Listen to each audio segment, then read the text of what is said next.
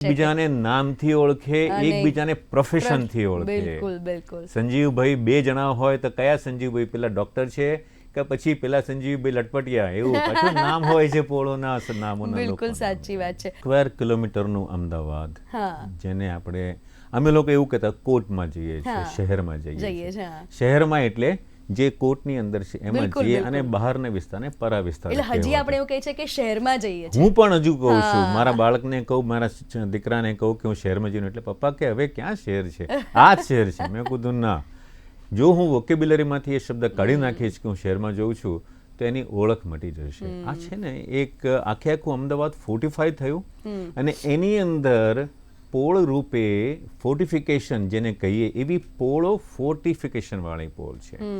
દરેક પોળને 5 important element, દરેક પોળને પોતપોતાના દરવાજા છે, પૂજાનું સ્થાન છે, ચોક છે, અને બંધ થાય ખુલે છે એવો દરવાજો છે, અને એક બ્લેક બોર્ડ છે કે જેની ઉપર સારા નરસા પ્રસંગની નોંધ કરવામાં આવે છે. એટલે આ દરેક પોળમાં છે. અને દરેક પોળમાં આ હોવાથી એવું થતું હોય છે કે એને ગવર્ન કરવા માટે એક પંચ છે, 5 એલ્ડરલી મેમ્બર, જેને પોળના સદસ્યો ચૂંટતા નથી, પોતાની મરજીથી એમને વિનંતી કરીને કહે છે કે તમે અમને ગાઈડન્સ આપો અને આ પોળને તમે સારી રીતે તમારા અનુભવથી આગળ લઈને જાઓ. એ પંચના સભ્યો આજે પણ છે, સક્રિય છે ના હોય કોઈક ઠેકાણે, એ જુદી વસ્તુ છે, પણ પંચ આજે પણ છે. અને એક બહુ અદ્ભુત દાખલો હું તમને પંચનો આપું છું કે પોળની અંદરમાં ધારો કે કોઈ મકાન છે, એ મકાનની અંદરમાં હસબન્ડ વાઈફ રહે છે, એમને ફક્ત દીકરી છે, સંજોગવશાત એ દીકરી જે છે એ ઓર્ફન થઈ જાય છે.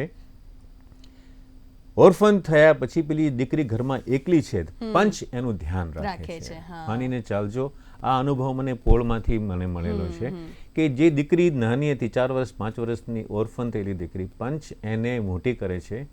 ઉંમર લાયક થાય તો એના માટે એનો મેળાપ કરાવી આપે, લગ્ન કરાવી આપે. અને જેમ આપણા ધર્મની અંદરમાં, શાસ્ત્રની અંદરમાં આપણા રીતિ રિવાજ મુજબ એવું છે કે દીકરી જ્યારે સાસરે જાય અને પ્રથમ વખત જ્યારે પ્રેગ્નન્ટ થાય તો પિયરમાં આવીને એ ડિલિવરી કરે, તો પંચ એને પાછે બોલાવે અને પિયર ઘરે રાખે, અને ડિલિવરીની સંભાળ કરે. અને જ્યારે પાછી જતી હોય તો જેને આપણે કહીએ છીએ ને કે રિટર્ન ગિફ્ટ લઈને જાય, બધું જ કરેવર લઈને જાય, એક જીયાણું લઈને જાય, એ લઈને પણ પંચ એની જવાબદારી નિભાવે છે. આ આપણું પંચ છે.